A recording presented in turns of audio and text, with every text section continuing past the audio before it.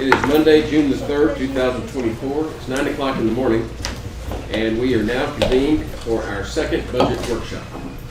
And first on the docket today is the 198th District Court. Good morning. You're 216. Yes, sir, I am. I'm going to present for vote this morning. Very good. All right, good morning, Commissioners. And that's going to be tab 436 in your notebooks. It's for the 190. And 198 is, go ahead. Sorry. Oh, that's fine. Again, good morning, Commissioners. I'm Pat Patillo. I'm the 216th Judicial District Court Judge and the local administrative district judge. And I'll be presenting the budget workshop figures and facts for both the 198 this morning. Judge McGuire is upstairs, but he's presiding over a 12-page criminal docket today. And then for the 216th. And then as well, following that, the specialty court. Got some facts and figures for you there as well. And Judge, let me just interrupt. Yes, sir. It'll be tab 435 for the 216, 437 for the special court, and 436 for the 198. Yeah. All right, with regard to the 198's budget, it's really not a whole lot different. Judge McGuire and again with our auditor has gone through everything, and they have made some adjustments. He does anticipate a few increases in several categories, but it's, in my view, really not a very significant change. Same with mine, if I kind of want to lump them together. I did have a question for the auditor when we looked at some of her worksheets, and there was a difference. The 198's budget is a bit higher than the 216's budget, but that is because, and I think I can explain, you might recall both judicial districts are multi-county judicial districts, and so Kerr County is sharing these court expenses with, in the 198th situation, with Bandera County, and in the 216th with Gillespie County. And there's approximately about a $43,000 difference in the two budgets. With regard, and the categories are in personnel expenses, because those are allocated on the populations of the counties. It's higher in the 198th due to Bandera County having a smaller population than Gillespie County, so it's kind of a backward situation. So Kerr County's share, if you will, of the 198th is higher than it is Bandera's vis-a-vis Kerr County and Gillespie County. Did I confuse you adequately on that point? Okay. And then with court-appointed services and interpreters, the difference there is about $15,000 between the two courts, and basically Judge McGuire felt, due to the types of cases that he's expecting to hear next year, he thought there would be an increase in court-appointed services and interpreters. And court-appointed services are experts. You may know that the accused defendant has the right to court-appointed experts if they can demonstrate indigence. Even if they've been able to financially hire a lawyer and they don't have a court-appointed lawyer, but they can demonstrate indigence in the retaining of expert witnesses, they're entitled to that under a Supreme Court case, and so the county will have to pay for that in some way. With regard to court-appointed attorneys, I'll report, and I guess they'll have TIDC or the PDO's office will have a different report to you at some other time. I'm very pleased. I believe Judge McGuire is very pleased with the performance of the Public Defender's Office. I think they've been a real asset by and large. One frustrating thing is as they get almost all of the appointments of indigent defendants, they are increasingly having a conflict of interest. So it's like a law firm. They are a law firm, and they can't really build what we call a Chinese wall. Let's say Commissioner Paces is a PDO and Commissioner Overby is a PDO. And their clients are co-defendants, even if they pledge not to discuss the case back and forth, it just can't be done. And so the PDO frequently sends back or rejects appointments claiming a conflict of interest. And I have gotten after them a little bit, and I've asked for a little more detail in their motions to withdraw based upon a conflict. I mean, what is the conflict? To explain it a little better to me, and they've been able to do so adequately. But I've encouraged them to give a little more specificity without revealing any attorney-client information and stuff like that. So that's going to continue because it's a historical thing as well. Your client list grows and grows and grows every week and month. And so if they represented somebody a year ago and then they're back, but they have a conflict, it could be a problem. And then there was a little difference in the two courts and the court reporter expenses because the 2/16 pays for Ms. Middleton, my reporter's travel to Kerrville. Other than that, I think you'll see the expenses are pretty flat compared to last year, but I'll try to answer any questions that you may have. Do you see that to continue to be a problem and get worse and worse on basically you're going to have to increase yours and court-appointed attorney budget? Yes, sir. It seems like it's going to be a failing prophecy going forward. I see the conundrum, and I have some concern for that. I honestly do. There's as well just to add sort of concern to it all. There was a paper that the state bar committee put out last summer. That is, I forgot the title, but it's guidance on court-appointed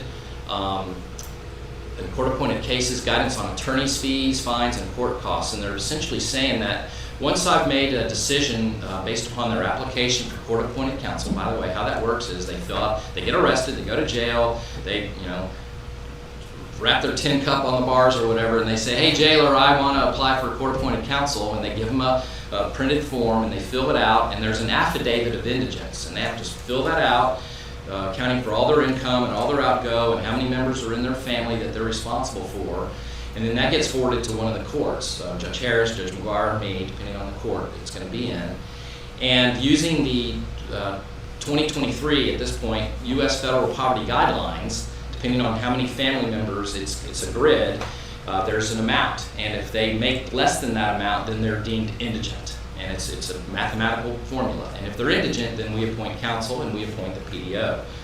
And then only if the PDO says, oh, we have a conflict, do we have to go to what we used to have, the list or the wheel of private local attorneys who are willing to do court-appointed work at a cut rate. It's like $70 an hour. It's not very great.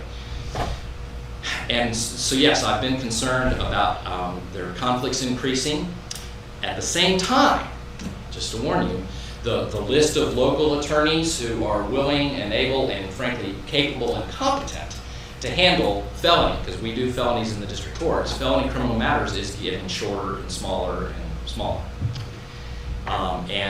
So we've got a capital case in Gillespie County, and so counsel needs to be appointed right away as soon as the adversarial proceedings begin.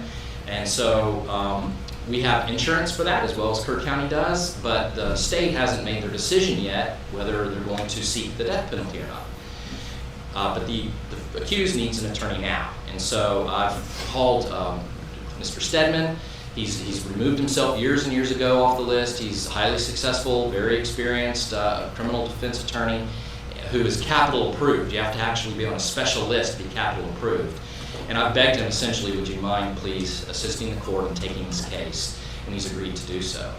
The state typically has up to 90 days, actually longer. There's no statute of limitations, but if there's no indictment procured within 90 days, then the accused has the right to a personal recognizance bond, which would be a disaster in a capital case. And until the state indicts the matter, then if there's going to seek the death penalty, then at that time the insurance is kicked in. He'll be off. He's entitled to fees for the time he spent and what he's earned up to that point, but et cetera. So yes, Commissioner, I think there's an issue going forward, and I'm concerned about it. And I didn't finish my thought. So the presumption of indigence, once I've found it and appoint counsel, it continues. And so I've had some professional and proper give and take with the PDO's office where at the end of, say, a plea agreement or the conclusion or disposition of the case, they're asking that I waive the court costs and the attorney's fees. We do assess attorney's fees even for the PDO, and it's a set rate in an order because of the finding of indigence.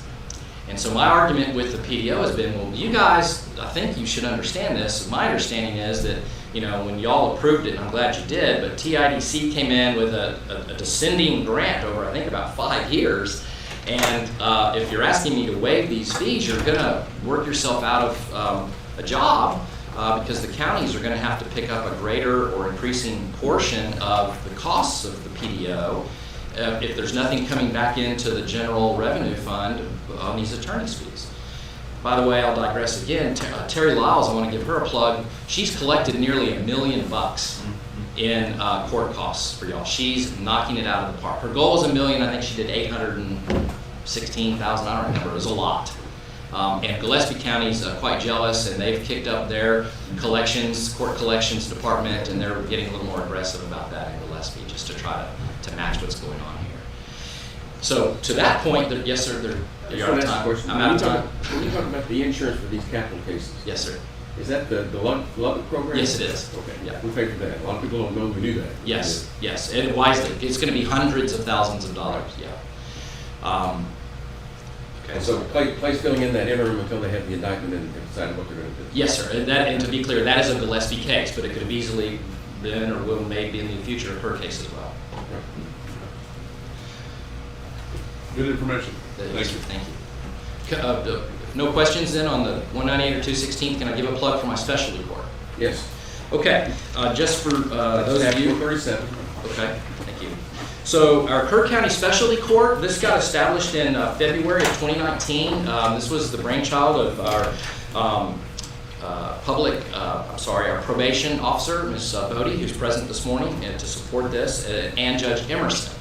And I have been Judge Emerson's successor in the specialty court. We sometimes also call it the drug court. This is a model court, and I had to go. Judge Emerson before me did, but I went. Ms. Bodie insisted, and it was very valuable. But I had to go get trained in how to do this. It's really a whole different mindset, and it's based upon empirical, proven methods. And it's essentially sort of a super intensive type of community supervision or probation. All right, it takes, if someone's admitted, they have to apply, and if they're admitted, then it takes about a time span of 1 to 2 years to get them to graduation. And when they're, upon graduation, they're still on probation, and it just goes back to like a regular probation or supervision. To date, since inception in 2019, we've had 13 graduate.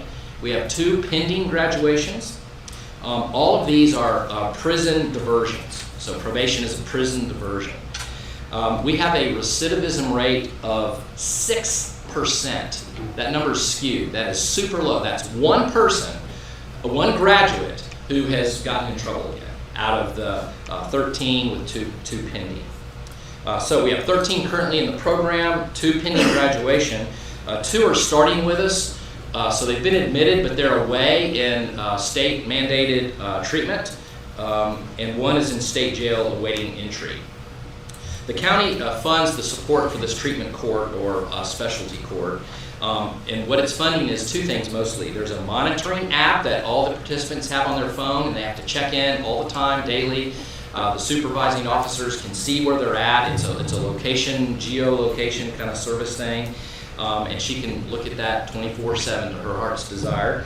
And it helps offset the probation department's costs of the random urine analysis fees. They get a color code assigned, and they have to call and check, and if their code's up, they have to get down there within a time frame and pee in the cup, to be candid. That's what they're doing.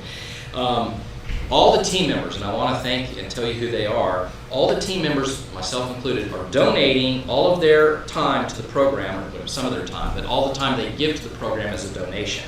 And they participate as a collateral duty to what they're doing. So I'm the judge, and when I can't make it, maybe I'm in a jury trial, and we go later into the evening or something, Judge McGuire has filled in, Judge Emerson has come back and filled in, Judge Harris has filled in, and it's a delightful experience. They gladly do this. I'm not having to twist their arms. Mr. Stephen Harpold is the 198 district attorney, so it's an interdisciplinary team, and these are the people on the team. He's the DA, and he represents the state on this team. Lucy Pearson is a defense attorney, is among many of the hats she wears, and she's the team's defense attorney. Ms. Bodie is the Community Supervision and Corrections Department chief here. She is the court coordinator and acts as the specialty court's court coordinator.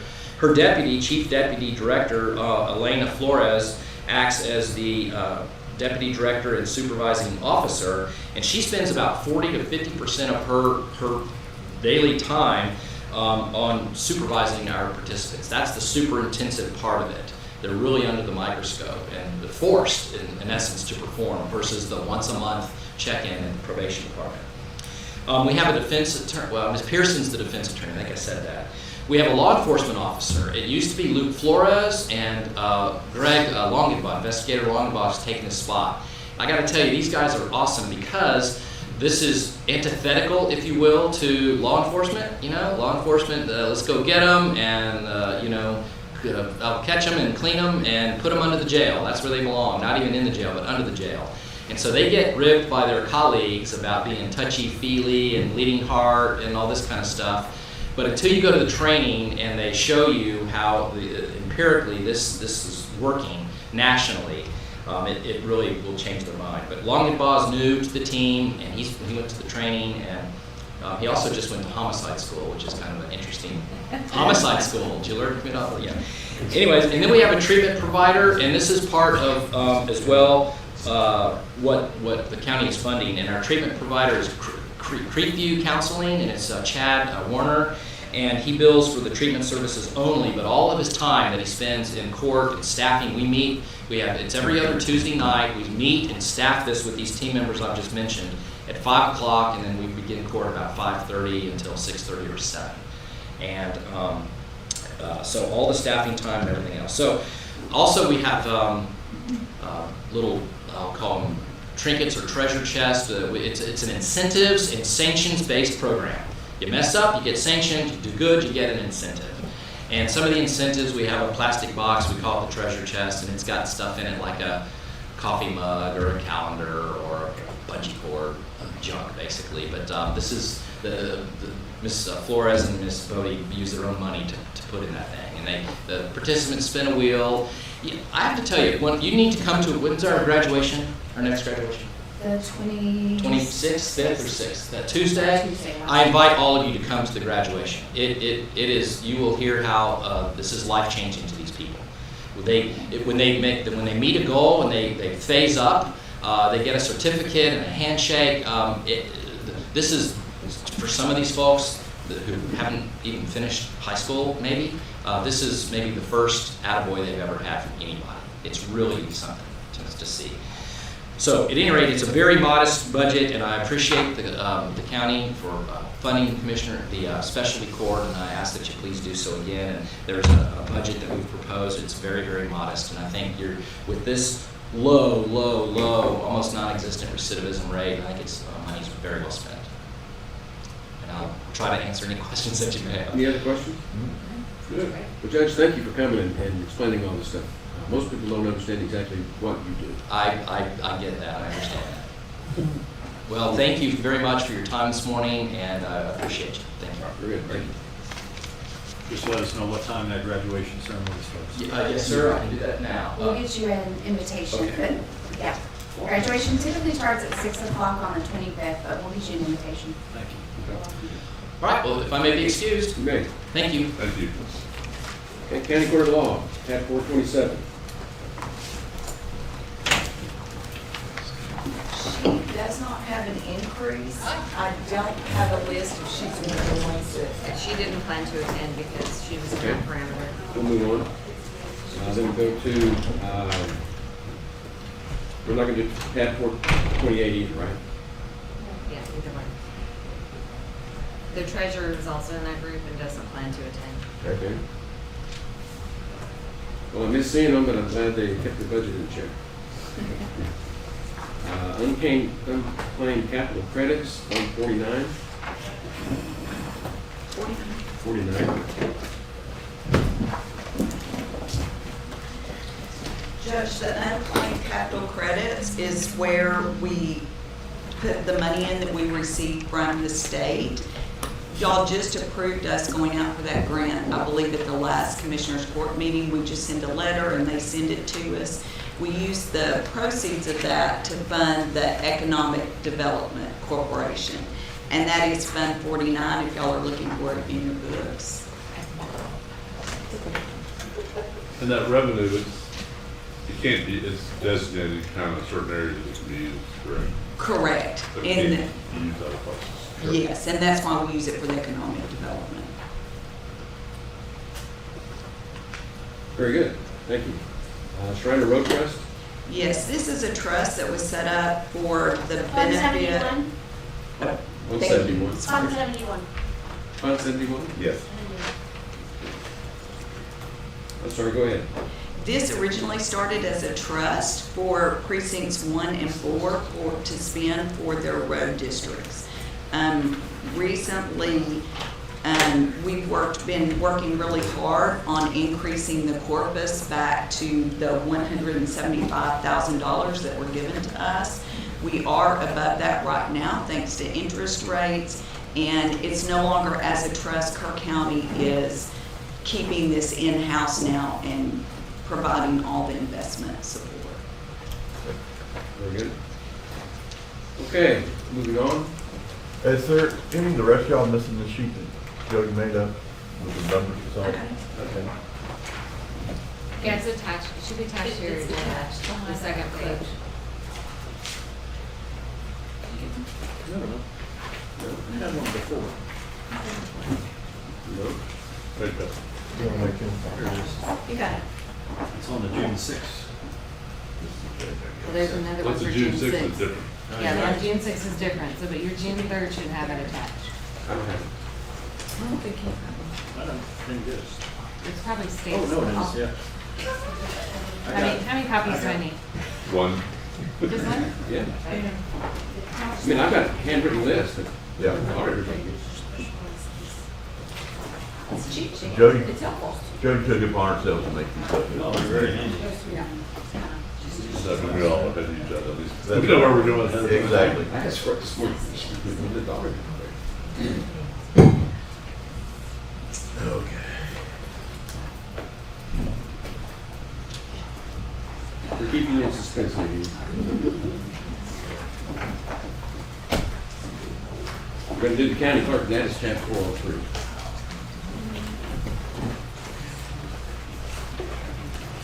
That's for me.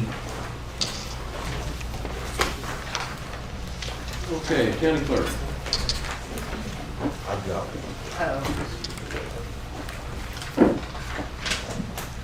I'm not sure, you'll have to help me along here. I think we're all there. This is your first time to do this. Yes, sir.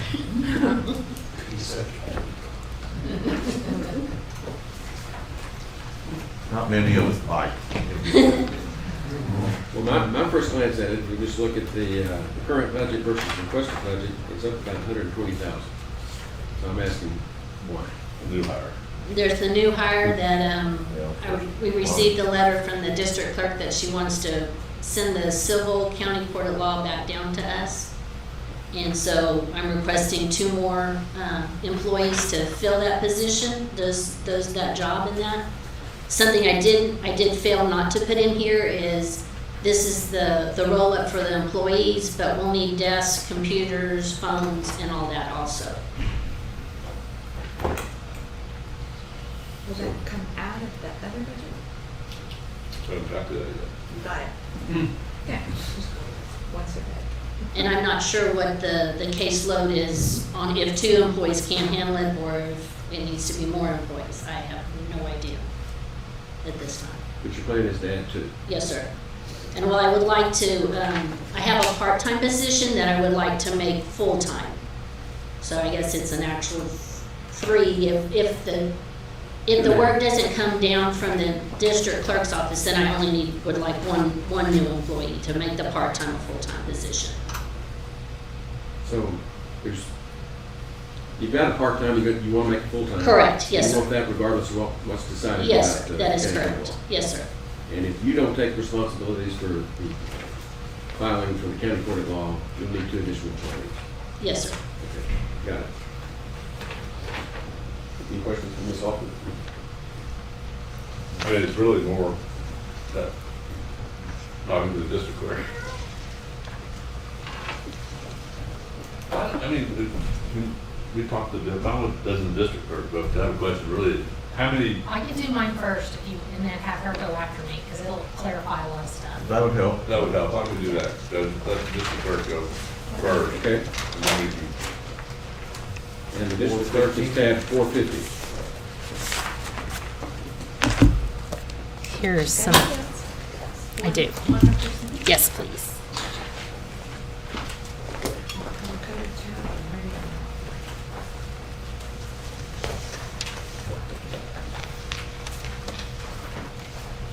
And this will be for Fund 450.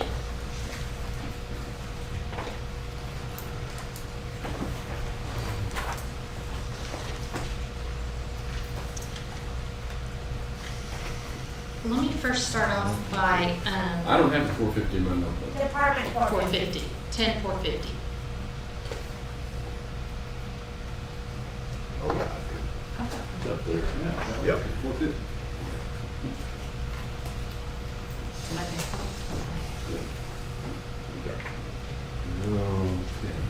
I did submit a letter to the court requesting possibly to rescind a court order that was done back in 2008. And after talking with the county attorney, that court order is very outdated. So there's some things within that court order that need to be corrected before anything happens. First of all, the jurisdiction of how much money is in county court of law. Back then it was $100,000, now it's $250,000. So there's things within this court order that got sent to Commissioner's Court to get approved needs to be reworked along with the local rules.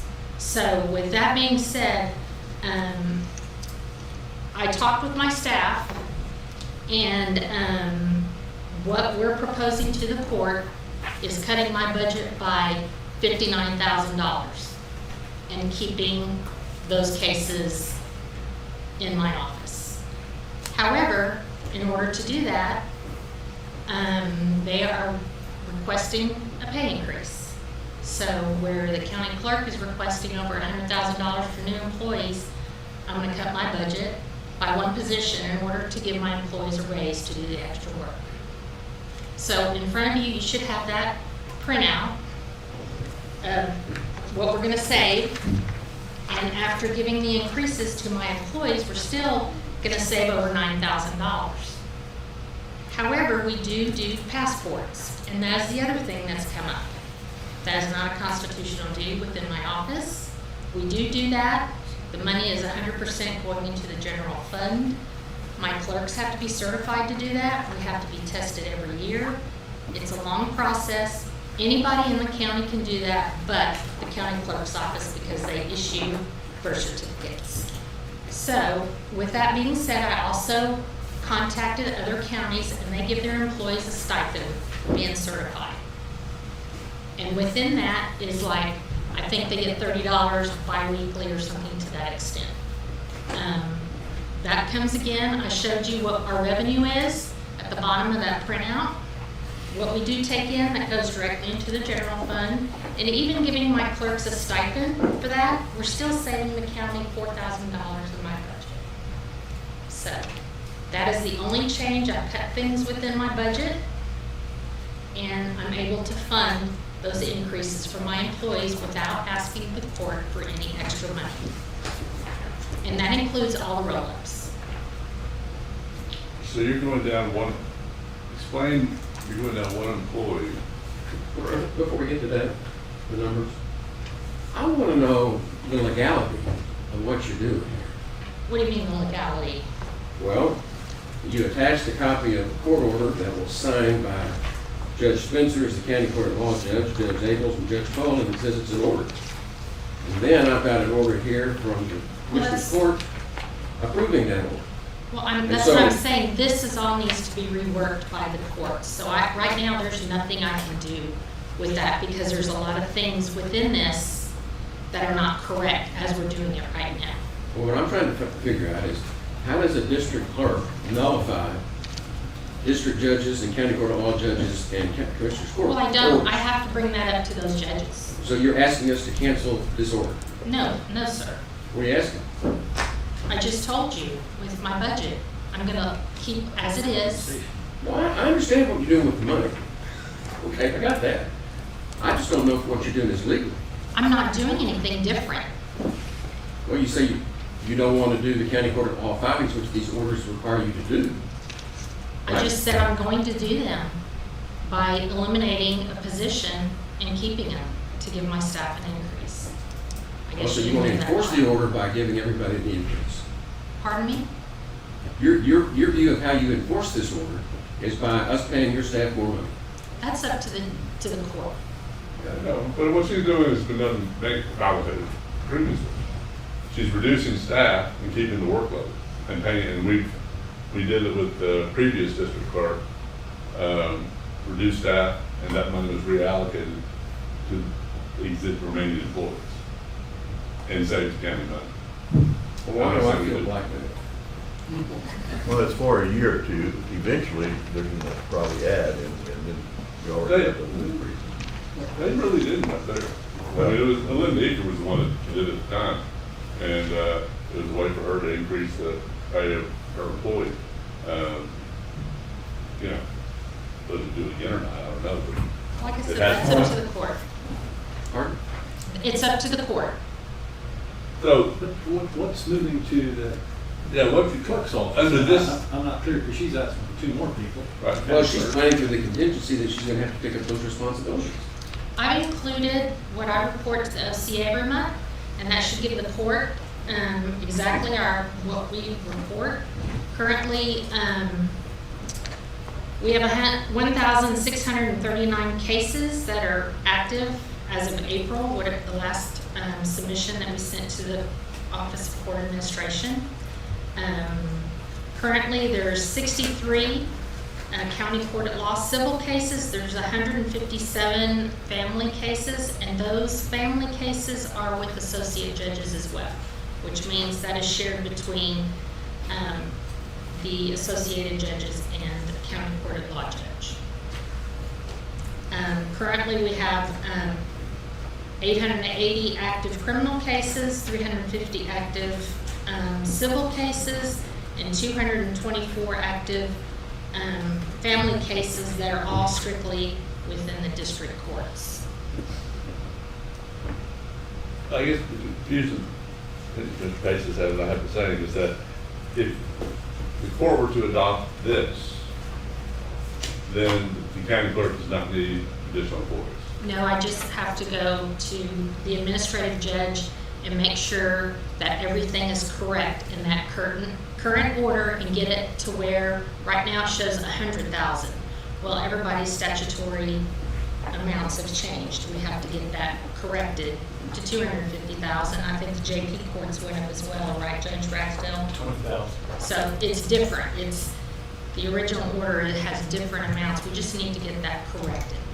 And so, I guess, can you explain, going back to the court order, was that a function that the county clerk should do, and for some reason it was moved up to the district clerk? My understanding is, and this is from staff that was in both offices at the time, this was an arrangement that was made between the previous district clerk and the county clerk to move those duties up. For the numbers, it was basically to get the numbers up in the district courts so they could get more staff. But the duties are County clerk, statutory statutory. county clerk duties? Correct. Okay. But within this order, they were able to get it changed around to go up. And this is with the district judges and the county court of law judges, like this? Not yet, and that's my next step before I just want this order corrected because it's incorrect. Okay. I understand what the request is now.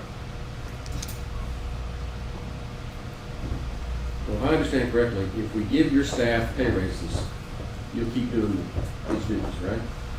Well, I have to keep doing them no matter what according to this. Until the orders change. Correct. Okay.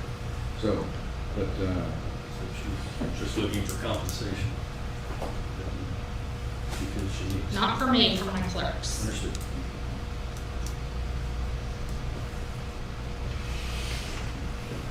Well, I mean, I think this is something, this goes on to the spreadsheet of, the staffing spreadsheet that I requested at the last workshop. And, you know, as part of that mix, it's option A, option B. I mean, I am, would agree we need to look back at the order. Yes, there's a court order, maybe between a different district clerk and a different county clerk. And if the statutory duties of the county clerk,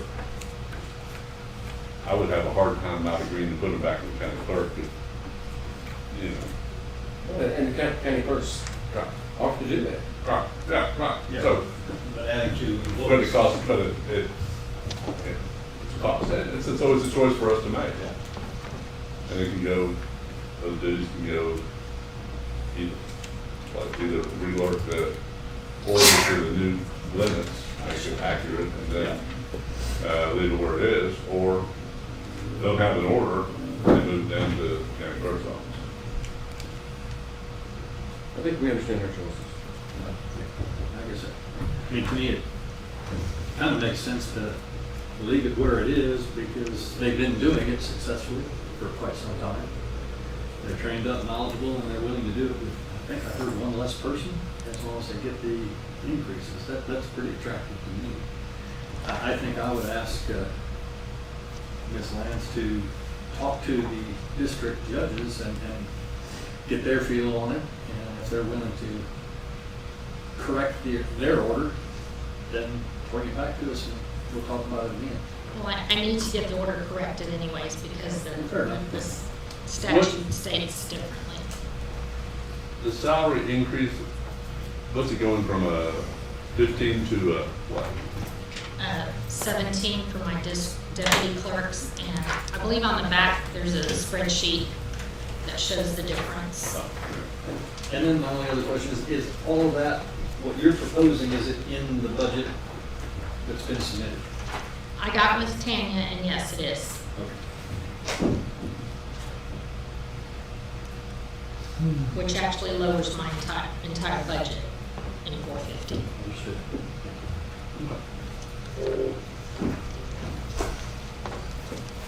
Anything else? Well, we can follow up with the county clerk and see where she stands with all. That's fine with me if it stays up there. So that And then eliminates that two. would reduce my budget on those 2 employees then, Okay, and that. the only thing left, well, why don't you go?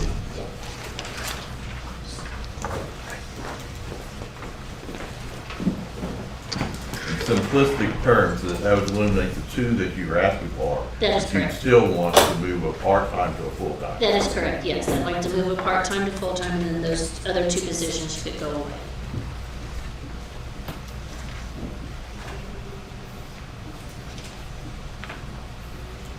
Anything else for county clerk? Let's move on to Department 402, which is election services.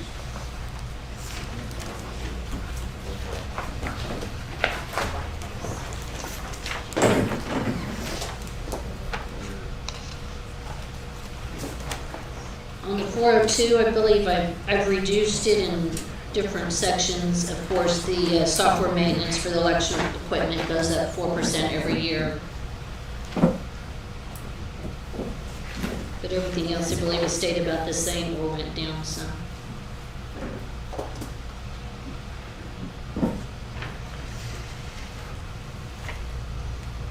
Any questions on election services?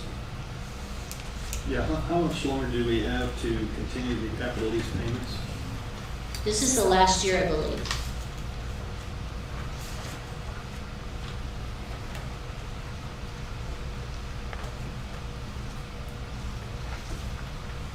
Anything else? Okay, let's move on to Fund 12, election services. I don't believe I changed anything in that. Let's move on to Department 404, record management. That no longer exists. Okay. Scratch that off.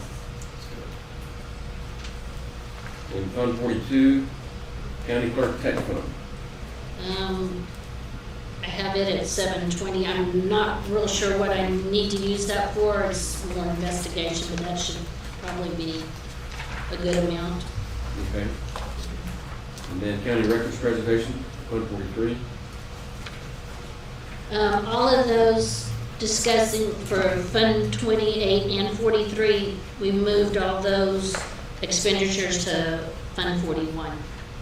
Okay, so let's go to Fund 41, Records Archive. So that has the Fiddler yearly software for the Fiddler program, which is the birth records and land records and that. I believe they're both for Fiddler, the $39,000 and the $16,000, which was what it was this year. Can you give me an update? I know Jackie Dowdy started it, to digitize all the records. What's the status of that? Has that all been completed or? I know it's been, some of it's been completed. Do not know if it's all been completed. I'd have to check on that. If they're all, I do know there's some back indexing. If it's still ongoing, where does that cost land? I'm not aware. I can't answer. What was your question? I mean, what does it cost? Well, like, if it's still ongoing, maybe it's all complete, I don't know. I know she started an initiative to not digitize all of the records. I think it's ongoing, and pretty much it's an annual using the. I think there was a big, front end to that, Right. to get everything digitized that was already there. Right. So my question is, again, has that been completed, Okay. or is it ongoing? It's one thing to maintain digitizing things, but. So they receive money from each case that gets filed, I believe, that has to go into dedicated funds, and the last 3 funds we discussed are dedicated funds. So this fund is used for the preservation. And in this, in just glancing at it, under 41, 634, 411, there's still $45,000, $46,000 there to go toward, Which, Tab 41? and 41. which we just got records back, old records that they preserved, and I just got that bill today. Well, Ms. Alford, I know you've been running as fast as you can trying to get up to speed. Yes, sir. But I think this subject would warrant coming back and giving us an updated report as to where we are. Okay, all right, yes, sir. Okay. Well, I think that taps you out. We've already talked to the district clerk. We haven't heard about the Department 434 jury.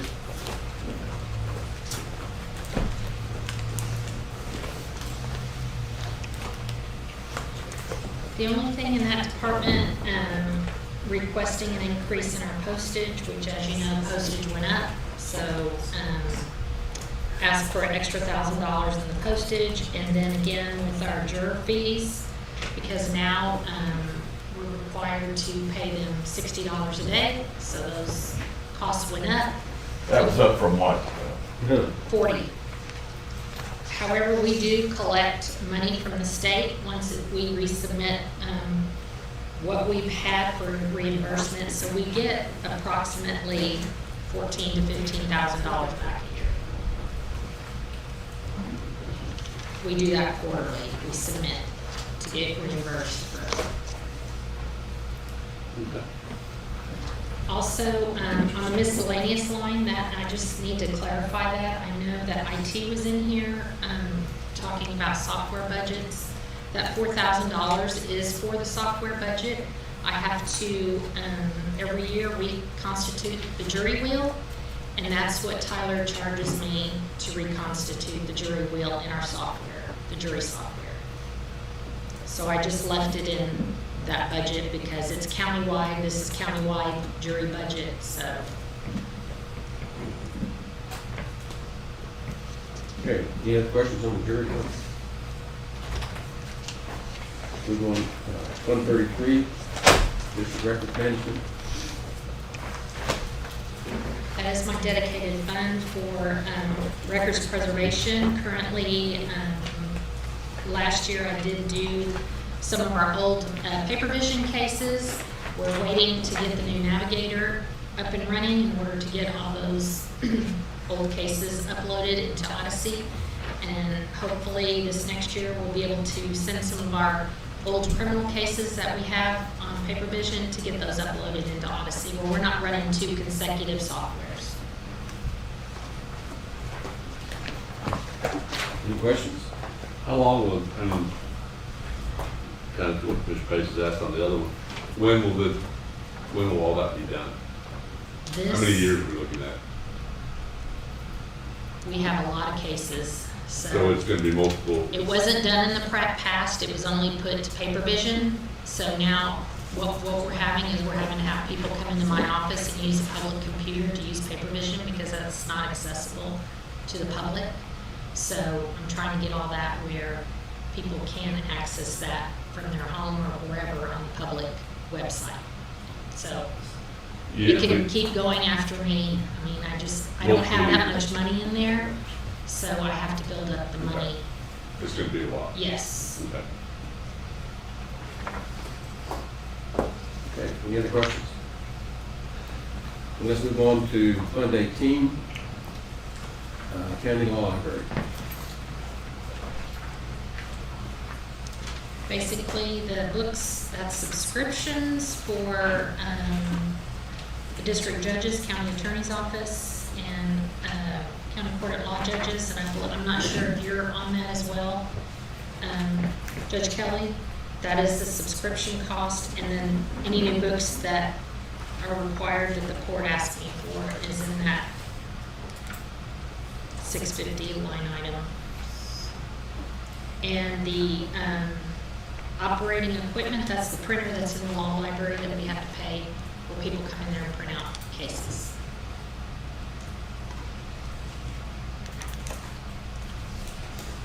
Okay, any questions on Law Library?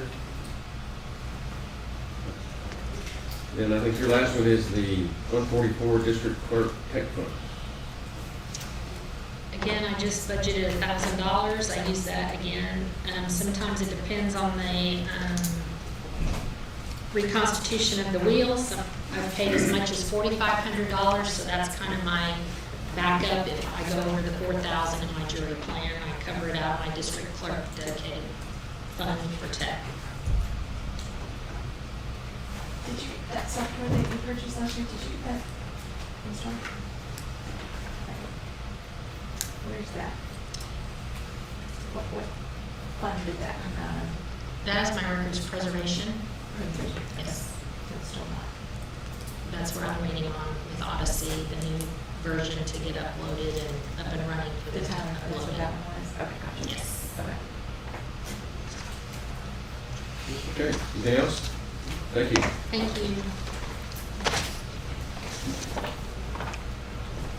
Next is Department 640, Environmental, or 642, Animal Services. Bill's got a Judge, question. can I go out of order, because I have one item that I want to discuss with you, and then. Okay, we'll hear you and take a break. Huh? We'll hear you and then take a break. Oh, I love We're that. gonna need the break. You may need it, yes. What tab is he? 458. 458. Yep. I think the only thing that I made an addition to since I last submitted my stuff, I was probably the only one in the county that was unaware that postage was going to go up twice in a year. It's going up, I think, next month, 4 or 5 cents, and then in a few months, it's going up another 4 or 5 cents. So it's going to be a 10% increase in a year. So I just asked that you kind of boost that up a little bit. We try to get the forever stamps early in the process, as many as we can get, so it'll save us that increase. But we still just need to increase it to be on the safe side, 10% and be done with it. Increase it above the 1260, 10%? Yes, sir.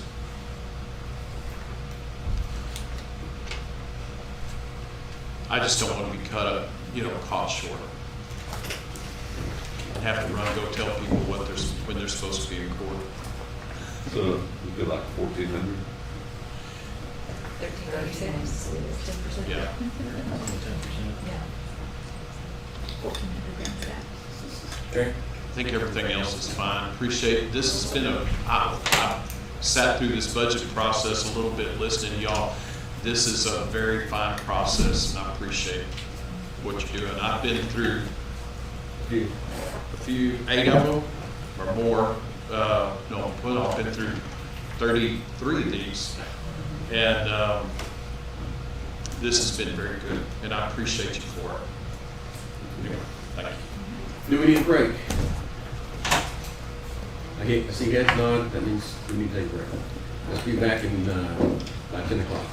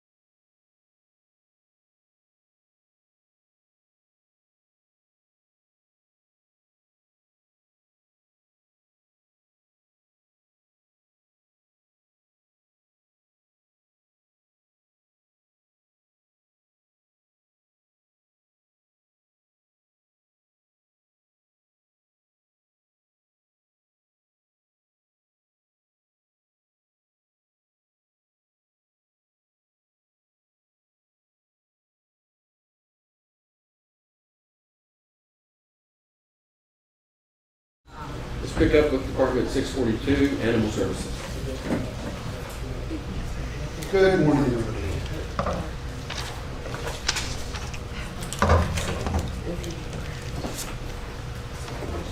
All right, so I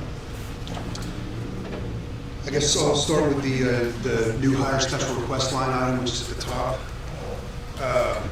Well, my sheet here. And you've probably all seen it by now, but so that you understand what I am requesting. This is not an actual new hire, it is an increase in 2 deputies' pay, which is probably the most important thing, in my opinion, that I'm asking for here. This is actually something I mentioned last year, and I think that everybody probably knew that this was something that would be coming, but with the Sheriff's Department's increase for their deputies, what that has done is taken what once was a very desirable position with the same pay that the Sheriff's Department had for their deputies, excuse me. And it's not, well, it's got my guys looking around. And I have 2 deputies that have been with this department for 10 years and coming up on 10 years. So we got two guys that have been here a while that I want to stay here. Both of them started out as animal control officers. They both put themselves through academies to be able to do what they're doing. When I started working here in 2011, the reason that I went with the job which at the time was just environmental health, we didn't have anything to do with animal control at the time. So the reason I did that was because the pay was the same, or it was very close. And I went ahead and stayed where I was, and I had some other opportunities to leave. I did not pursue going to the Sheriff's Department here at the time because I was happy and I liked it, and I do like it. They like it. This is a specialized type of law enforcement that you don't become proficient in any of this for a while, and basically just not asking for more, just asking for the same is basically what I'm getting at here. I don't know that anybody would go anywhere, but I suspect it's highly likely. And I feel like the law enforcement, the Texas peace officers of the department are the backbone of my department, because if they're not there, a lot of things change. And I don't even know, it would be extremely difficult to have somebody leave. That can happen anytime, but this would help. This would be a big, big help. May I say something in favor of this? Yeah, go ahead.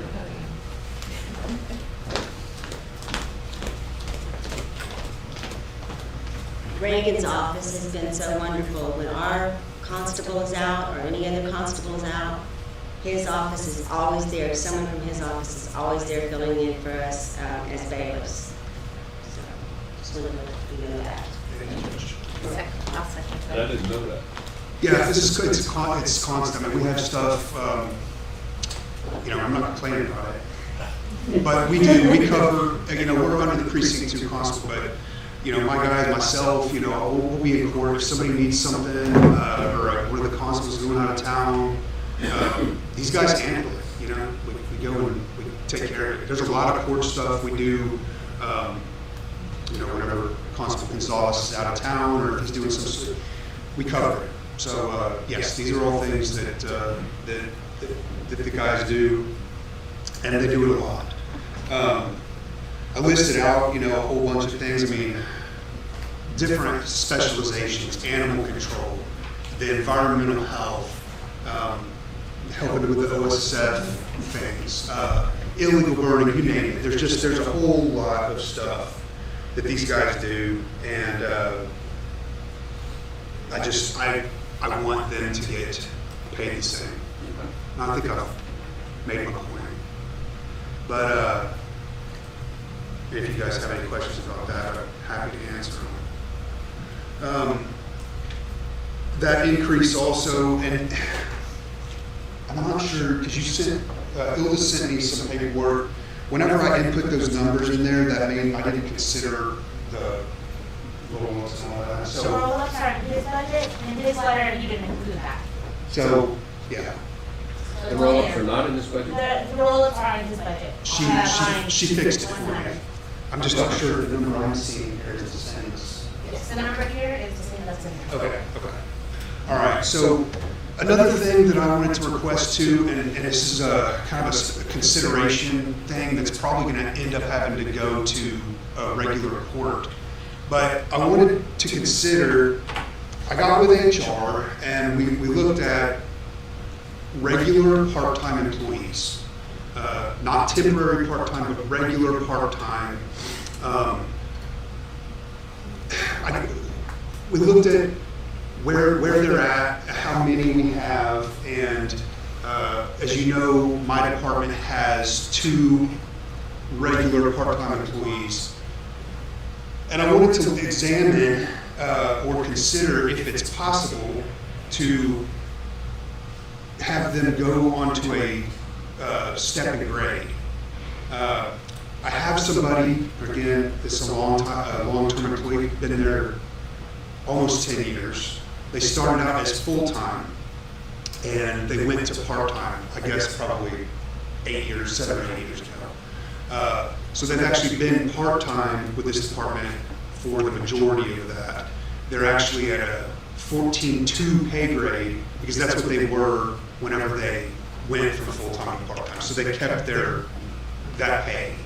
But the way it is right now, whatever they start out at, which for kennel techs is a 14, they basically start out at what a starting kennel tech would be forever. So could be here for 10 years, you're still making what a starting kennel tech would be making. So basically what I'm just looking at here is, and I tried to kind of budget for that, because if this is something that is okay to do, then this person's gonna actually bump up a couple of steps, because they've been here so long. But they haven't gotten any kind of a pay increase. Well, they do whenever everybody else gets one, but they don't ever go to a different step. And they're doing the same work, they're just not here as much. They work at, their max hours, 29 a week. So that's just something, like I say, I'll probably have to, I guess, come back to court and see if that's something we can do, because I don't know. We could probably, I think it could be handled through the budget process. I don't need to report it, but it'd be a separate line item to increase the salary of a part-time employee. I'm looking at audit for a little bit.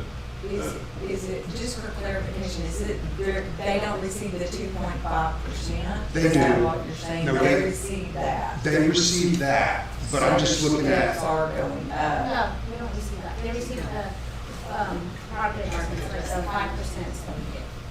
But they don't get any tax. They don't, every 3 years, They don't get a, It's always called the wage adjustment. the wage adjustment. And that may, It's not a COLA. that may need to be a change in policy. Yeah, that was what I was going to mention. You may have to look at that, because there's nothing in there. It mentions, I think it, I have to go back and look at it. It doesn't really. Reagan, I'd recommend you get with Sylvia and have her do a look at the policy and see if it's a policy adjustment. So that sounds like what it is. We need to get back onto our whole second grade Yeah. evaluation and decide what we're going to do. Okay. I'll get with Sylvia Reagan and see Okay. how to best handle that. But I agree with you. I mean, he's been here a while, and it'd be nice to see him move along with everybody else. And then also, there was well, I'll get to that in a minute, the capital element. So I had an increase in our office supplies line item. And I want you guys to keep in mind too, there's some increases here that, because I don't know exactly when we're possibly going to get in this new building, this new facility. So I know that when that happens, we're going to have to get some off, and we're going to have to get a little some more stuff. I mean, I think that, We know it's not gonna be very soon. Right. well, but it'll be during the budget year. Right? Yeah. I think construction will start, yeah, I mean, I think, I don't know when, but I think that building's pretty simple. It's 2 metal buildings. I think they'll probably start construction before the end of this year. And I can't imagine it's gonna take over a year to build. So what kind of stuff is Reagan referring to that's not covered under the? Well, there's a lot, but I mean, there's something, I mean, furniture, I mean, there's everything furnished, there's all kinds of that stuff which we have to address at some point. Right, that's But- not really. That's not in here, but I think his budget, and that's what I kind of even talked about this, is based on his current building. Yeah, I'm just trying to understand whether the funds that, the taxpayers approve cover things like new furniture for the new building. No. They do not. No, the cover of building. Yes. Usually, there's some interest earned on the funds, and that's used to offset some of that cost. There's gonna be, stationery, I mean, all kinds of incidental costs that normally may take budget amendments here. We just don't know the timing exactly. We should know that before the end of this month. A lot more details, because we're getting the final drawings are about done. But there is some unknown in his budget, but I think any changes like that will be very, handled by contingency at that time during the year if needed. I think the only guidance we can give you, Reagan, is playing the best you can. Yes, sir.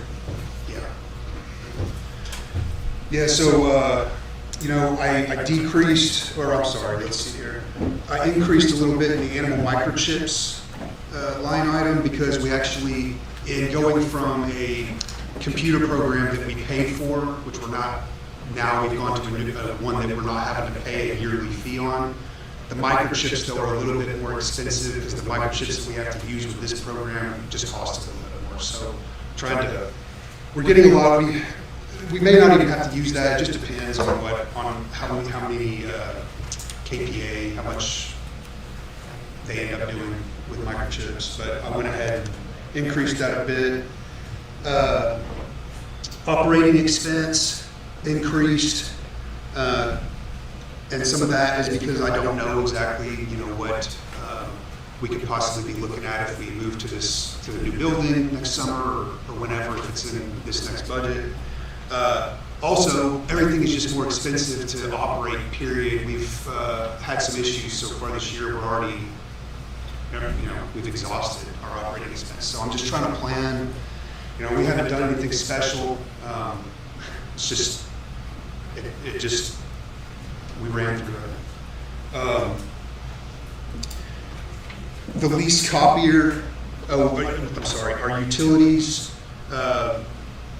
they are, we'll probably make it through this year without having to move money from somewhere, but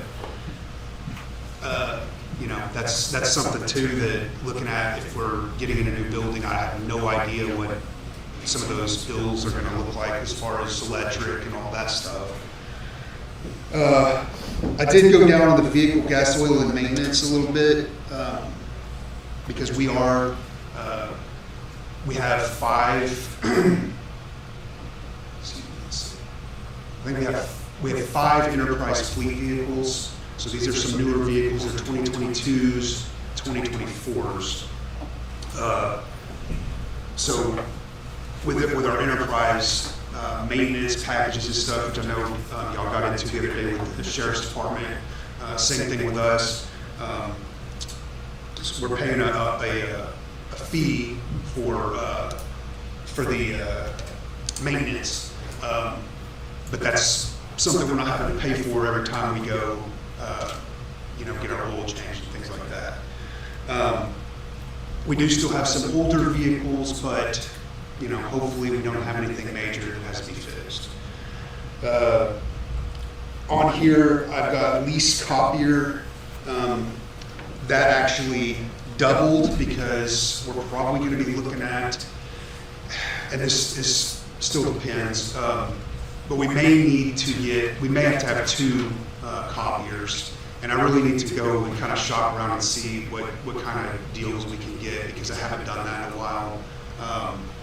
But looking at it, we're going to need, some sort of a new copier for the main office. Like right now, when I need to print something, we just print it. We can't make copies. You got to go all the way to the front, of the building, and it's just kind of a pain. But they have to have that there. Ideally, we would want to have one where everybody else is, and nobody's having to walk across the building to go use it. But that's why I increased that, because now there is a possibility with that we could still stick to one and just try to find some sort of other method to do this. There's a lot of copies that have to be made in our department. I increased our so going back to y'all's conversation the other day with the sheriff's department in here, vehicle lease payments has let's see, is that the right one? Yes. That one has gone up because these things are moving from capital outlay into the vehicle lease payments line item. So you're not going to see that in capital outlay anymore, because these vehicles are here. We've got them, and so they're paid for out of that line item now. So that's why you see pretty drastic increase there. Immunizations and medicine, I think I went up in that just a little bit. Just that stuff's expensive. There's things we really need to have. We get some of it donated to us, but we also need to have the ability to purchase some of that. Operating. Back up one, that site cleanup. Yes, sir. Can you explain that a little bit? So, I know it says current budget 14,000. Is that what you're seeing there too? Yeah. Because that was actually, what I don't really understand, because I think we started out with 20. I think because I moved some money out of there to help with some of our operating expense, and I think that's why it's showing 14 right there. We had 20 though to start. I'm almost 100% positive that this we had 20,000 in there. Okay. So I'm not asking for more in that one. Like if that's correct, I'm pretty sure it is. But I'm just 20. And to be honest with you, I don't know if that's. I mean, we could ask for a lot more than that, but it's just everything right now, even getting someone out to abate a piece of property, and make it clean it up, is just sky high as what it, opposed to what it used to be. I mean, almost double, triple the price to get that labor. But basically, your 20,000 is to clean up one site. Yeah, or two very, very minor issues. But if you got some of these, the place down in Center Point behind the storage. What was the cost? Yes. Gosh, that was. We got an expense for the 21-22 year for $26,627, and it was during that year. So I'm not sure if all of that was used for that or not. But Yeah, I feel like, because see, we have not only is it a cleanup, but then you got the dump fees as well. So, and that may be, I wanted to say it was 30-something thousand, but it may have been that 20. That Center Point project. Yeah. Which was a great success, and I'm very appreciative. I'm just trying to understand whether you're allowing enough money in the budget to actually do another one of those, or do you have specific properties in mind that won't take anywhere near that much? No, I mean, the main properties. disaster. Well, the main properties that we have in mind are we can't even clean up. We're going to have to hope that somebody's going to come along, a family member. We have one, for instance, that's out in Ingram Hills area that has been a problem for years. We do not have even close to the budget to be able. We're talking about cars, junk, I mean, it looks like another planet. And that individual recently passed away, so now there's some possibilities there. But the amount of money that it was going to take to clean that place up, we just don't have. Now, I also want to look, I think that there's possibility, because I'm on an ACOG committee that kind of looks at solid waste type stuff, and it's the resource recovery committee, and sometimes things pop up that's like, I wonder what we could do there, possibilities of grants and things like that. But those are all things that, I need to look into, but hopefully, we could get something done with that. So that's why I asked for the 20, because we used to get 6,000 to 8,000, I believe, each year, but you can actually do something at that time with that. Now it's just,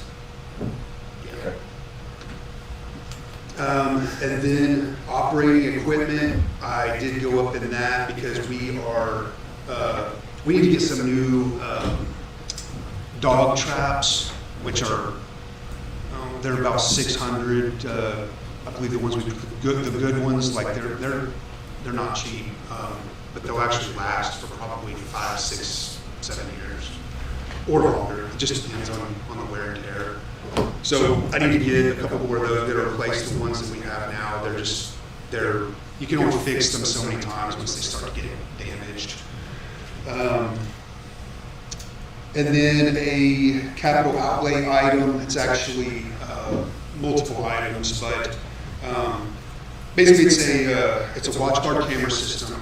And I know I've asked for these in the past, like generally, and I'm not sure how the sheriff's department's doing now, if they get in with the vehicles or how that goes, if they pay for it through their lease. But I've never done that, so I basically, we switch equipment, which is not always the best thing. You end up with old equipment on your vehicles that you've switched multiple times from vehicle to vehicle. The cameras, for many years, whenever I first started here, we were running the DVD ones that would record the DVD to the disc. Now everything is going to, it's digital, or it downloads to a USB drive. And then there's also equipment that you can actually pull up to the sheriff's department or here at the courthouse, and it will download your in-car video to the server without you having to take anything out of your vehicle. So one of those items is a watch guard camera system. One of those items is the device that allows you to transmit, which I do not need for all vehicles, but myself and the 2 other deputies that work with me are all, we're using the same system as the sheriff's department. So we can download our video and our body cameras to that same deal. I just want to be able, I have one in my vehicle. We have 2 right now. I need a 3rd one so that he can download like that. And then also 3 docking stations for our vehicles, because, and I don't have it with me right now, but our body cameras, in order for those to actually sync together with your in-car video, you have to have a docking station in your vehicle. Basically, you put it in there, it's a cradle. You can charge it from the vehicle, but also it will sync that with your video in your car, as opposed to on my body camera, it's a completely different video. Like it syncs them all together. So there's 3 of those because we don't have any of those either. I don't need those, like I say, I don't need it for all the vehicles, but just for the 3 deputy vehicles, so that we can do that. The other cameras that we're using are actual watch guard cameras. These are Motorola cameras. So I was hoping to get that as well. And I think that's about it. Go back to the beginning. Yes. On the salary increases adjustment. A couple of them was like right at $11,000. I made a blanket statement the other day. There's no individual department or what have you that I didn't have an appetite for it this year. Yes, So it seems like we're getting inundated with people wanting salary adjustment. So it's not. Right. But speaking of your guys, Yes. This would get them up with what the sheriff, do they do the same type training? Are they on call nights and weekends and that kind of stuff? Well, yes. So Texas peace officers, this is not, I'm not asking for this for me. I know. And so this is for these two guys. Hey, you're the leader of the department. And so, yes, Texas peace officers, they've been through academies. We go through this, we have to have the same training that everybody that works for the police department, the sheriff's department gets every 2 years, 40 hours. On top of that, as deputy constables, we also have to take 20 hours of civil process every 4 years. So you have to do all that. It's the same stuff. I mean, we're doing the same training. We go to these alert trainings. We're training with these guys. Schools. We have a situation where we have any kind of, God forbid, school shooting. We're all doing this training. There's not anything that is really that different, except for my guys are taking different calls through the day. They're not necessarily getting the immediate call to go out and, hey, we got to, whatever it may be. And there's plenty of them that are. It's just our call's a little bit different, but these guys will respond if they're close. Somebody needs help on a traffic stop. Whatever's going on, my guys are there. We're all willing to help out wherever's needed. The training is the same. And these guys wear a lot of hats. I mean, they really do.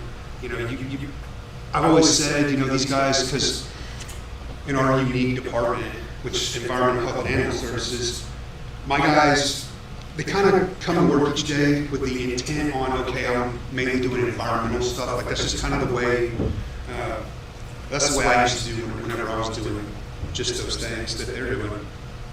But I would show up to work and I'm like, oh, I'm gonna start my day, and like my goal is like I'm environmental, like I'm gonna, do follow-ups, look at different properties, see what kind of violations we got. And then all of a sudden your whole day then becomes some animal cruelty or an overturned 18-wheeler full of cattle, or these guys may call us and they need some assistance somewhere, and they go, they help, they write citations whenever you all need. The only difference is just the types of calls, but it's all the same type of stuff. My guys are always willing to help out where needed. So to answer your question, yes, all the training is the same. But Any other questions for Rick? Okay, thank you. Thank you all. Department 640, Environmental Health.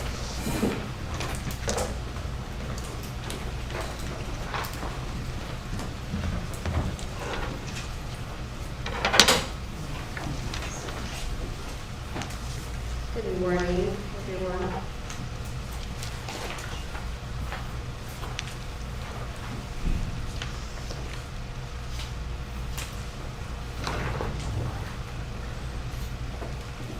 Proceed. Okay. So I guess we'll start at the very top, the request for increases. So right now, we have a very outstanding department that I've never seen. I mean, we've always had good employees, but we have some pretty outstanding employees at this moment in time. And just want to take a brief moment to kind of describe a few of them. But my administrative assistant, he's got a master's in environmental science, very analytical thinker and able to approach problems and tasks with careful critical thought. Continues to validate data to ensure accuracy. Has really helped our department in many ways with improving with our reports. Also, this individual wants to grow in our department and eventually become a licensed DR. And so we're doing some cross-training and taking them out on inspections, So that way this individual can hopefully increase and grow with our department. My data clerk, she was a professional contractor for the City of Houston demolition of dangerous buildings for 20 years, maintaining hearings and issuing liens and legal notices for them. She has very much helped us improve our database and transitioning to the cloud version.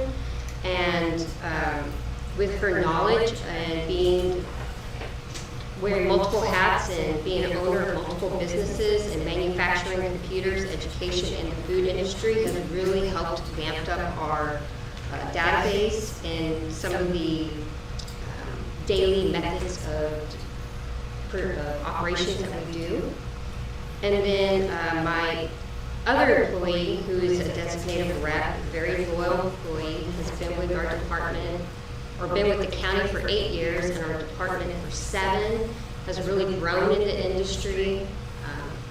Right now, like the state of Texas, TCQ is in the process of revamping the TAC 285, and they have come to us asking for our county's input because of our expertise and having experience in the field for such a long period of time. This person also integrates all phases of the regulations that we are responsible for in their daily work, in the fellow employee training and communications. So I'm asking for a small increase for each employee, 2.5%. And if you would, I don't know if y'all have a copy of this letter that I wrote and provided to the judge and the auditor and human resource that kind of explains the numbers, showing the numbers of what we're requesting. And also, I am requesting for myself as well a small increase. And kind of going back into the history of things, back in 2019, I had come to the court during the budget requesting for a pay raise at that time because I was grossly underpaid. And the county instead gave me a stipend and for being part of the East Kirk County wastewater project, which was completed this year, and a stipend of about $2,500, which I'm no longer receiving, and I understand that it was a stipend that was eventually to go away. But in the meantime, I have been able to become more professionally qualified in my industry. I recently received my registered sanitarian license. And so I am asking for a small increase to help me get to what the industry is paying. I provided some examples of what the industry is paying in other counties. And if you'll see, based on the examples that were provided, I'm still asking very low amounts compared to what the industry is paying. So the industry, as you will see in the numbers here, and the letter, and the increase that I'm asking for. Still under, but to me, I feel like it's a comparable amount and not asking for a whole lot. And the roll-ups were provided as well in that.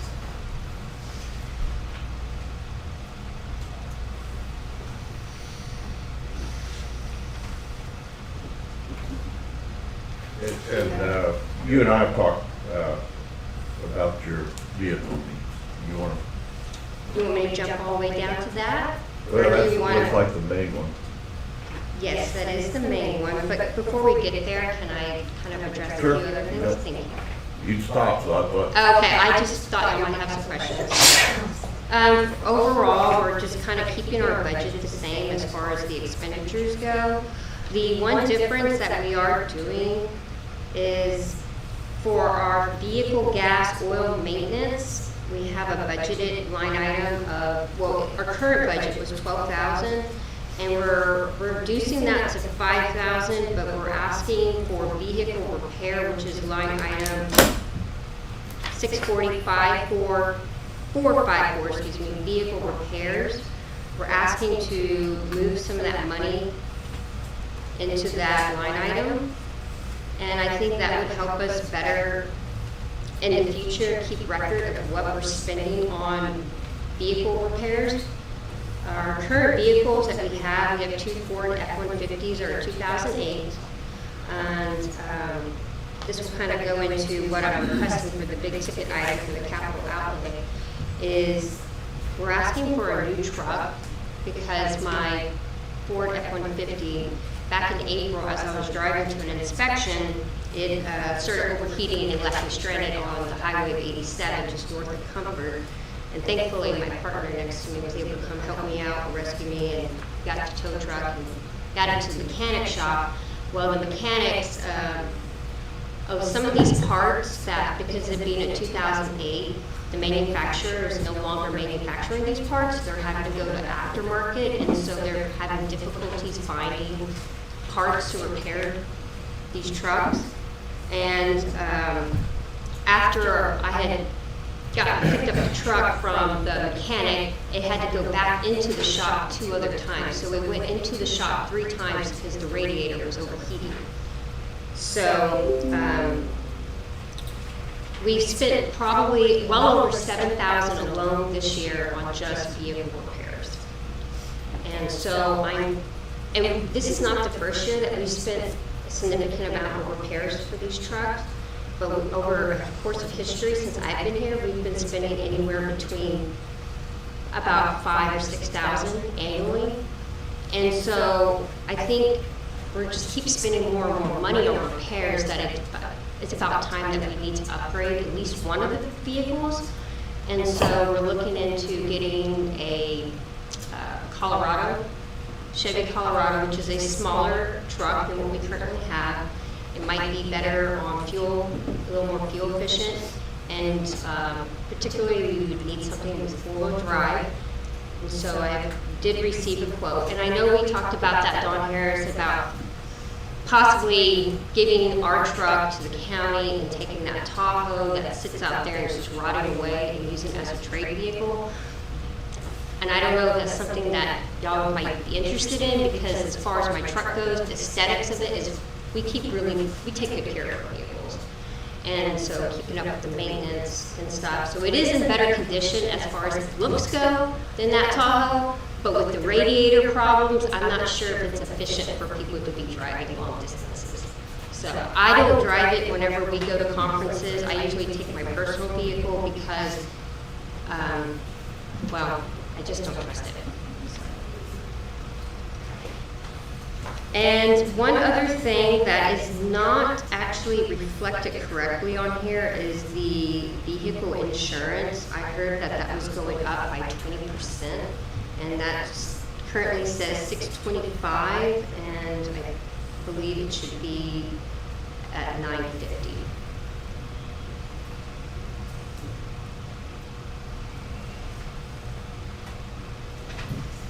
And the other reason why I brought my partner here with me is because we're trying to cross-train, and so in the event if something was to happen, you know, we would have this individual step up to the plate, you know, training and leadership as well. So. Do you have any questions? Any questions?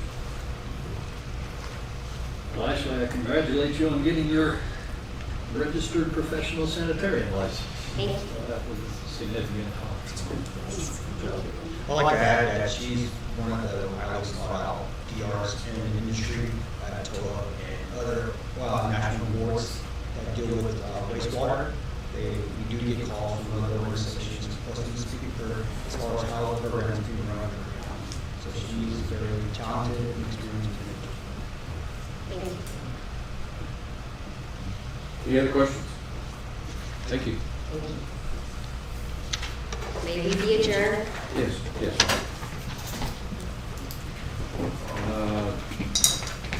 We've got a couple of JPs here. Let's go ahead and take JP 455 first. Are we going to do it together? I'll stand it there behind her.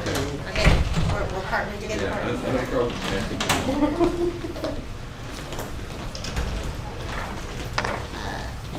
I'll just go into just my personal budget real quick and let you know what I'm requesting.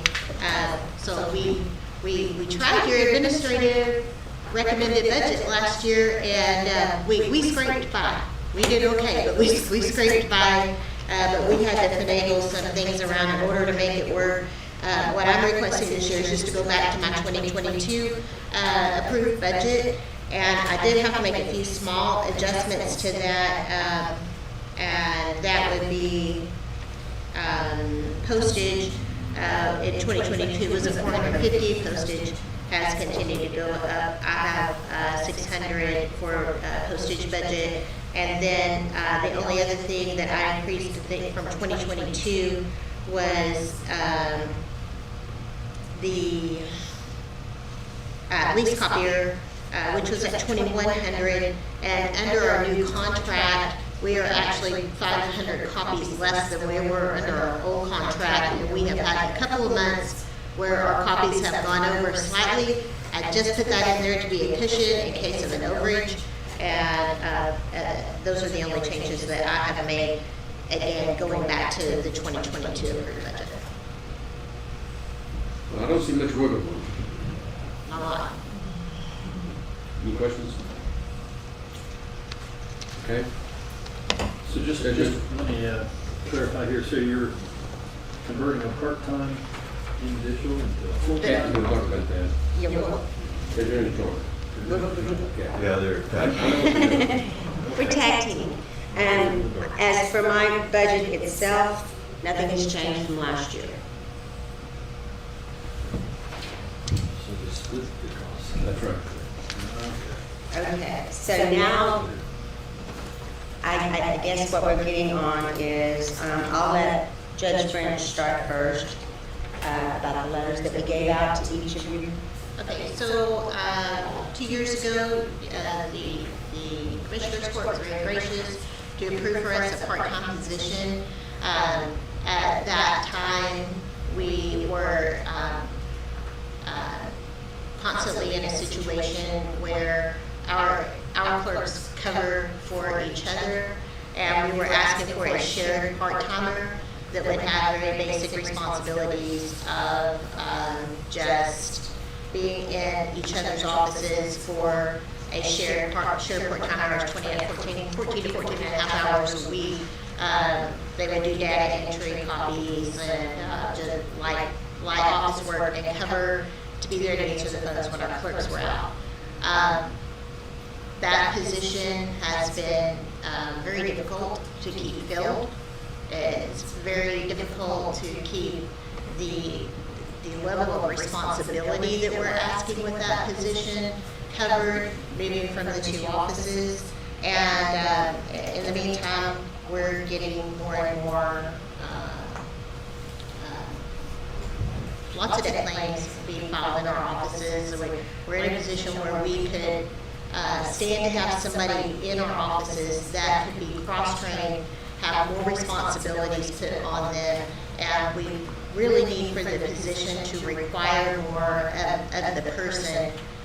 We want to be able to hire somebody who could be a well-tenured employee and be somebody that wants to serve in the county in a full-time capacity. And that's what we're asking. We're asking to make the part-time position a full-time position with added responsibilities and have this person float between the two offices 20 hours each week. We can't keep a part-time person. We've had one listed on the Human Resources site now for the last 3 or 4 months. Nobody's interested in it, and when they do come and we hire them, they stay a couple of months, find a full-time job, and then they leave after we train them. Our offices are being closed, our clerks need vacations, they need to go to school, and then we're getting complaints. Even though we'll leave a sign on Judge French's door, go down to JP3's office, we'll help you. There's only certain things that we can do for each office. We can't do everything for each office. And not only this full-time person in my office, when I have them, the other JPs have collection agencies. I don't. I like to know what goes out of my office. Those collection agencies charge 30%. So I would like to, I think that this person, when they're in my office, they would do the work also, like Judge French said, helping out with everything that our clerks are doing with all the debt claims and everything that we're getting, but also for some collections without deducting that 30%. we would like for this person to be fully cross-trained to when one of our full-time clerks is out, they can resume the role outside of supervising and monthly reports and purchasing. Instead of just answering the phone, taking a name, and then having our clerks, when they come back, having to do all that. We get so many phone calls all the time about, well, let me talk to another clerk. Well, we don't have another clerk in our office. And I know y'all are getting inundated. We've been listening with everybody, all these requests and everything, but it's been 17 years that I've been doing this job. And I've had the one clerk. And in that 17 years, just like with every department, that workload has increased.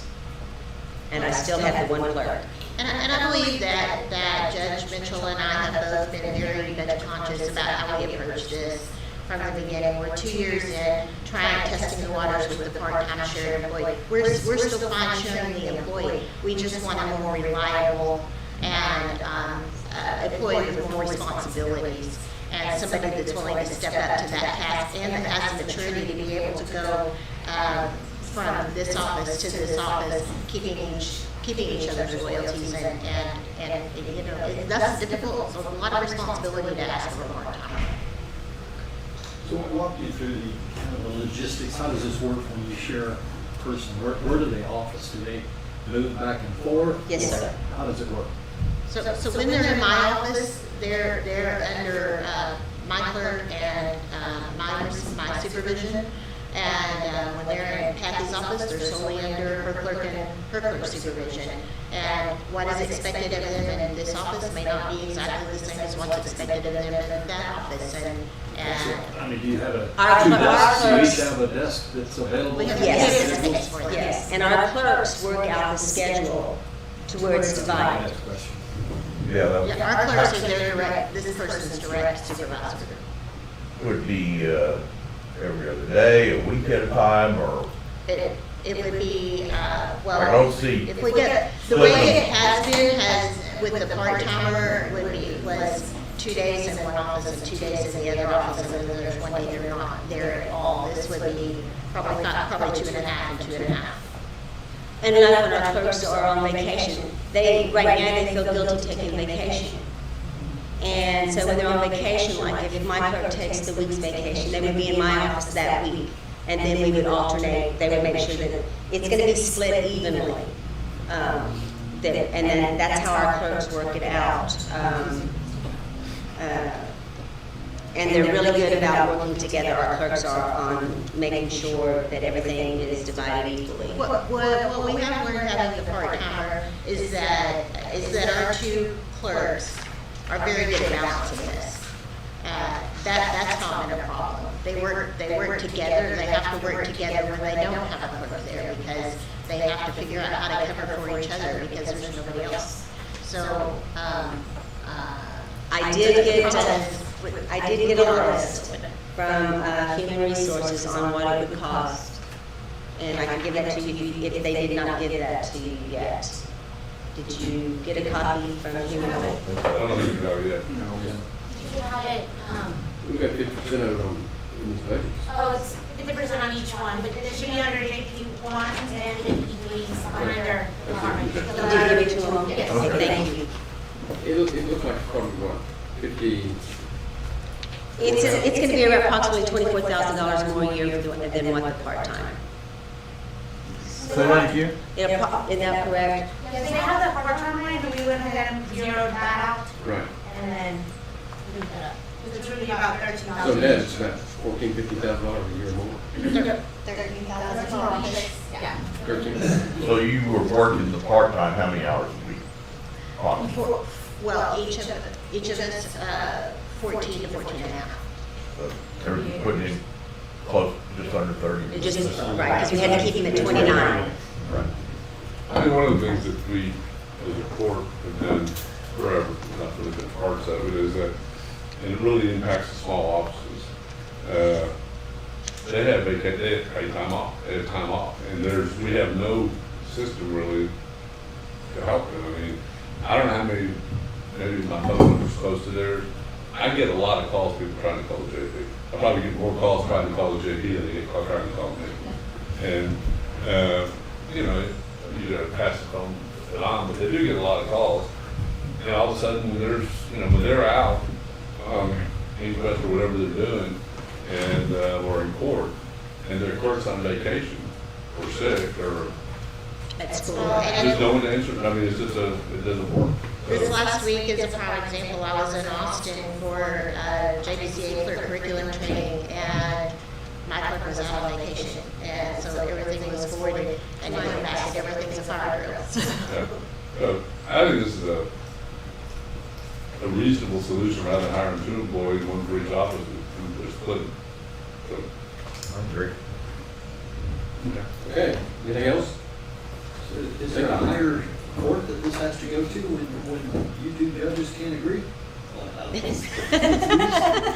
No, because we agree. We work very well together. I guess we could appeal it to county court of law. Well, we appreciate you at least taking this into consideration. Thank you for your Thank you. Jen, I skipped over you. You didn't need to be here. Do you want to address the court? Well, I do. Okay. I mean, I don't have to, but I did add a new line item for veterans activities. So in the past, I've used my office budget for Memorial Day. 439. Oh, sorry, 439, I apologize. Thank you, love, for being straight. And good morning, sorry. Which I've been able to do because it was just me and Marty wasn't there, but now that I have Chase and we're doing double of everything, it would just be nice to have our own line item for veteran activities, which would be like Memorial Day, outreach, we're gonna put a benefits fair this year, just activities like that. And then just an increase, $100 for office supplies, and then I just want to increase postal because the VA is doing a lot of changes right now. We've been doing a lot of press releases and we've been sending out our emails, but we do just have elderly veterans in the community that just don't see it. So we're trying to do some letters on what's really a big important thing is the VA healthcare system has changed. Where now more veterans are eligible to enroll. And if I go off of my old roster of working since we had our predecessor, we have about 1,500 to 2,000 names. So those are letters we're trying to create and get sent out, which also gives us the opportunity to go ahead and introduce us if they haven't used us since our predecessor, introduce Chase and our new location. So, and that's just, it's gonna cost a lot of money to do that. So I don't know how long it'll take us to get everything out, but, so that's why I requested an increase in postage as well. And just as a heads up, I'll be on Commissioner's Court next Monday to request approval for, I had a high school student approach me asking if they could intern for free.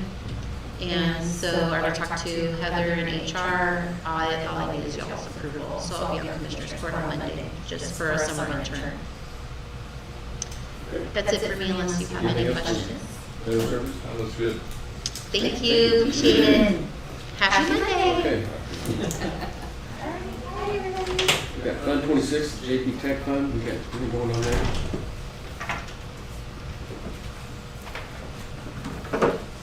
That's not a whole lot, JP. Same as last year's budget. These are, I think it's $200 less because they didn't have as much money. What do they do with that money?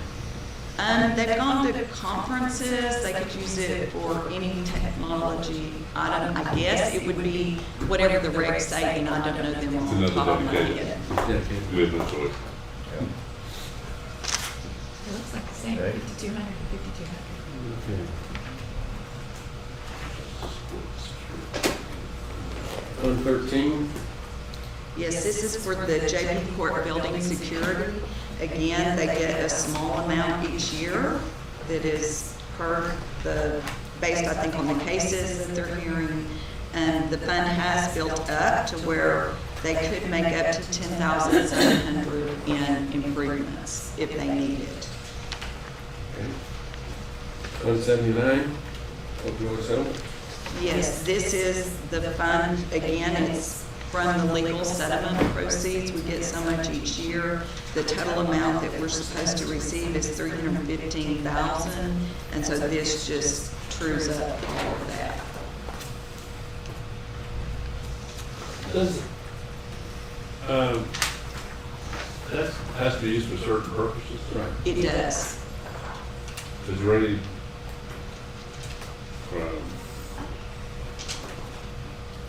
so I just out there.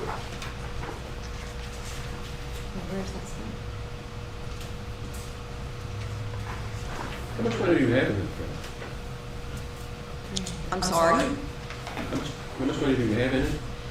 It will eventually be $315,000. Right now, it's about 230. Just a second. It's about 82,000 right now. But we're not spending any of it this year? We have not spent any of it since we've started receiving it. Well, this does not fall into your jurisdiction, but I'd like to take a look at maybe using some of that money for our special court. Drug court. Yeah. We need to use it somewhere, so. Yeah.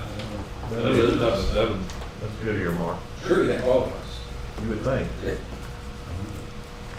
You don't think so? I do not know. I would have to go back and read the. Oh, no, I understand you do this. I'm Yeah. just talking about us. We need to look into what we can. But that's only a small piece of the total. Yeah, that's what We just we're, need to look at. you know, is there any kind of treatment that's being done at the jail that would qualify, that we're paying as medical right now? I mean, there's probably areas that could be looked at on what we're already doing. Some of it in NAPD. But that's not something for you to look into, but something to do as a court. We need probably pass someone giving us a briefing on what we can't spend it on. It's $250,000 sitting there that we're not using. And this year, we'll use that $250,000. Okay, and then last one is the jail bond. There is? Yeah. The next, if it's easier, you may want to go to your summary sheet. We can go to each individual one of these, but these are all the loans or notes for next year that we'll be making. Okay. We'll go to the summary at the beginning. On the summary, And I think that's a good suggestion. And if we look in there, we'll see Yep. how it has the funds in it. Good. See, look at that, okay, it's right there, remember, just notes out at you. So jail bond, it's, 161. yes. So again, we're estimating we're gonna need about 1.2 million in tax revenues, property tax revenues to cover the 1.2 million basically in expenses that we're estimating next year. That will be the principal, interest, and the service fees that are charged by the people that hold the money or taking care of the notes, rather.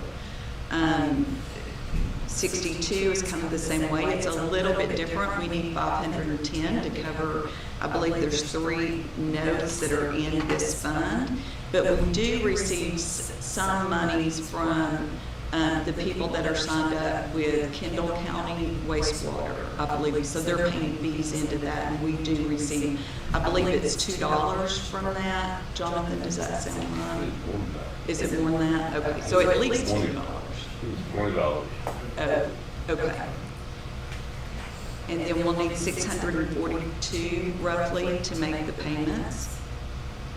For the Fund 64 is the 23 limited tax bonds. Estimated property tax revenues, 447,000. Expenditures, 417,000. The tax notes, this is from 21 and 23. We're gonna need about 725,000, and we're gonna be spending about 800,000. And then the refunding bonds, we will need 600,000, and we're looking to spend about 605. And all of that may be adjusted. We're looking at dollars only, so whenever it comes in later when we know more about what the property taxes are going to be, it may look just a little different, but the expenditures are locked in. It's basically just a true up that we bring back. Yes. And I think does that do us? One more is 63, just because it is a little bit different. This is the debt that they had under the HOA subdivision road district. I don't know what the proper terminology is there, but basically they're still making payments on that debt. And so we do end up setting property tax rates for the people in that subdivision. So this fund covers theirs. So we're estimating we need about $21,800 in tax revenues, and we'll be spending about $22,900 of that to make the payments on the note. Okay. Question, and you may not know, and it may be a question more for Dr. but on the East Curve project, we have excess funds there, we do have some debt. Can we use, how do we find out what portion of the unused amount we can use to pay off that $510,000? It's a great question. I put it into motion, I believe, and not actually going further, but kind of ask the same thing. We'll start with Dusty Traeger. We'll start talking to TWDB, but we've got to finish the project, is my understanding, before we can look at that, just to make sure. So you may see that more coming out later on as we get closer to being finished, or we decide whether there's going to be a project for base board. Right, so a little bit of that. So, And I've asked that to prepare a summary along with grant works for the court, so we can look at all the different phases that we've approved and where we're at. More so.